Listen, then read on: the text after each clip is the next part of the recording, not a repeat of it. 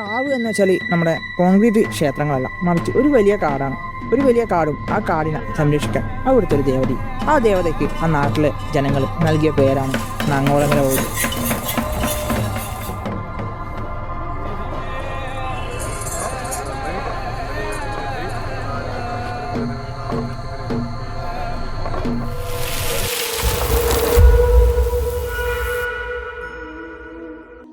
Hello guys, welcome back. പുതിയൊരു വീഡിയോയിലേക്ക് എല്ലാവർക്കും സ്വാഗതം. നമുക്ക് അത്ര ഇഷ്ടപ്പെട്ട കാര്യങ്ങൾ എത്ര കണ്ടാലും നമുക്ക് മടുക്കൂല അല്ലേ? അപ്പോൾ പുതിയൊരു തെയ്യവും പുതിയൊരു കാവുമായിട്ട് ഞാൻ നിങ്ങളുടെ മുമ്പിലേക്ക് ഇന്ന് വരാനായിട്ട് പോവുകയാണ്. നമ്മുടെ വടക്കൻ്റെ തെയ്യക്കാലം വീണ്ടും തുടങ്ങിയിട്ടുണ്ട്. അപ്പോൾ ഈ ഒരു പുതിയ വടക്കൻ്റെ തെയ്യക്കാലത്തിൽ നമ്മൾ ആദ്യം തന്നെ പോകാൻ പോകുന്നത് കണ്ണൂർ ജില്ലയിൽ ഇരനാവിനടുത്തുള്ള നങ്ങോളങ്ങര കാവിലേക്കാണ്. നങ്ങോളങ്ങര കാവ് എന്ന പേര് കേൾക്കുമ്പോൾ തന്നെ ഏകദേശം തെയ്യത്തെ അറിയുന്ന ആൾക്കാർക്കൊക്കെ മനസ്സിലാവും. ഈ ഒരു എൻ്റെ യൂട്യൂബ് ചാനലും ആ ഒരു കാവുമായിട്ട് ഏറെ ബന്ധമുണ്ട്. ആ ബന്ധം എന്താണെന്ന് ഇപ്പം ഞാൻ പറഞ്ഞു. നിൽക്കുന്നത് കണ്ണൂർ ജില്ലയിൽ കണ്ണപുരത്തിനടുത്ത് ഇരനാവ് എന്ന സ്ഥലത്തെ നങ്ങോളങ്ങര കാവ് എന്ന സ്ഥലത്താണ്. അതാണ് ഞാൻ ഇന്നത്തെ വീഡിയോയിൽ പറയാൻ പോകുന്നത്. അപ്പോൾ നിങ്ങളെല്ലാവരും എൻ്റെ കൂടെ ആ നങ്ങോളങ്ങര കാവിലെത്തിയ പ്രതീതി നിങ്ങൾക്ക് കിട്ടുമെന്ന് വിശ്വസിക്കുന്നു. ഈ ഒരു വീഡിയോയിലൂടെ ഉറപ്പാട് സൗമ്യമാണ്. സന്താനലബ്ധിക്കാണ് ഫലമായിട്ടാണ് ഭക്തജനങ്ങൾ ഈ ഒരു തെയ്യത്തെ നേർച്ച നൽകിയിട്ട് കെട്ടിയടിക്കുക.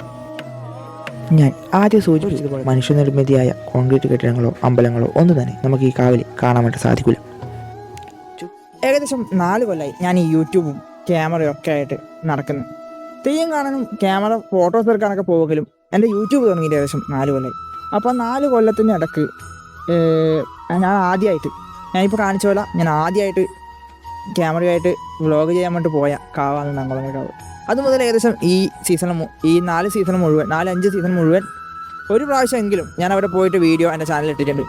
അതുകൊണ്ട് തന്നെ ആ ഒരു കാവും അതുകൊണ്ട് ആ ഒരു കാവും അടുത്ത തെയ്യമൊക്കെ എനിക്ക് അത്രമേൽ പ്രിയപ്പെട്ടു. അപ്പോൾ നമ്മൾ ഇന്ന് കാണാൻ പോകുന്നത് കണ്ണൂർ ജില്ലയിൽ ഇരനാവിനടുത്തുള്ള നങ്ങോളങ്ങര കാവിലെ തെയ്യത്തിൻ്റെ വിശേഷങ്ങളാണ്.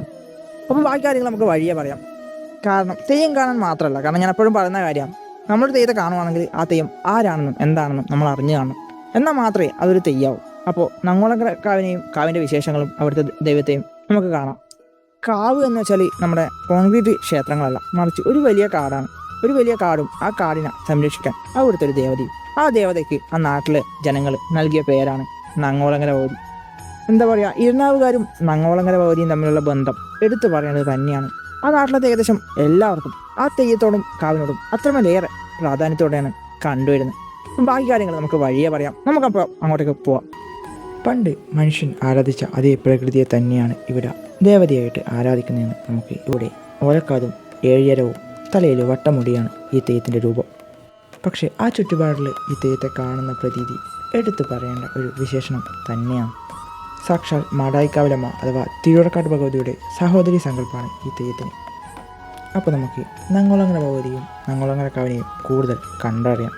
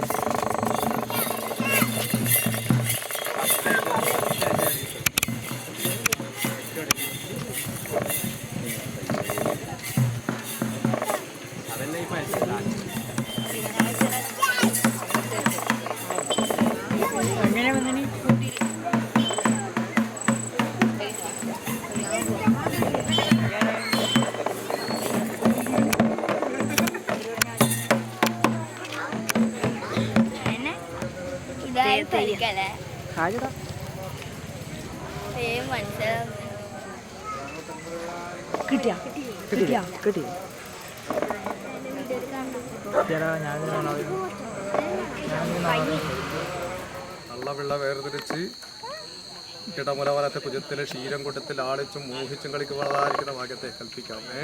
ആ കന്ന് പിറന്ന് കന്നിനെയും കൂട്ടിയിട്ട് എൻ്റെതായിരിക്കുന്ന തിരുമുഴ വരുന്ന ആ സമയത്തെങ്കിൽ ഒന്ന് വന്ന് കൈയെടുത്ത് ആ കന്നിനെ അങ്ങനെയ കരം കൊണ്ട് എടുക്കുവാനുള്ള ഭാഗ്യത്തെ